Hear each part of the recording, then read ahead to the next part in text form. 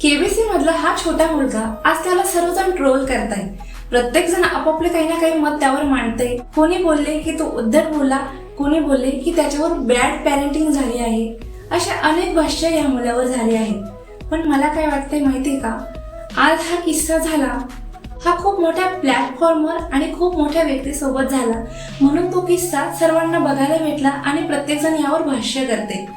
पण अनेकदा आपण असे बघतो की असे अनेक पॅरेंट आहेत आणि असे अनेक छोटे मुलं आहेत, ते असाच मोठ्या माणसांसोबत वागतात, बोलतात आणि बरेचदा आपण त्यांना इग्नोर करतो। हा जो किस्सा झाला हा प्रत्येकाने ब्लेसिंग म्हणून घेतला पाहिजे। प्रत्येकाने यातून काही ना काही शिकलं पाहिजे। या किस्स्यामधून प्रत्येक पॅरेंटने खूप पॉझिटिव्हली गोष्ट घेतली पाहिजे। आपल्या मुलांवर कसे संस्कार झाले पाहिजे, आपल्या मुलांचे लाड करा, त्यांच्यावर प्रेम करा, पण त्यांच्यावर चांगले संस्कार पण करा। त्यांचा प्रत्येक गोष्टीचा हट्ट तुम्ही पुरवू नका। त्यांना पण थोडं स्ट्रगल करू द्या, थोडे त्यांचे पण पेशन्स वाढू द्या, मग ती गोष्ट त्यांना भेटू द्या, त्यांना त्याची किंमत समजेल। तर प्रत्येक व्यक्तीने फक्त मोठ्या व्यक्तीचाच नाही तर प्रत्येक व्यक्तीचा रिस्पेक्ट केला पाहिजे।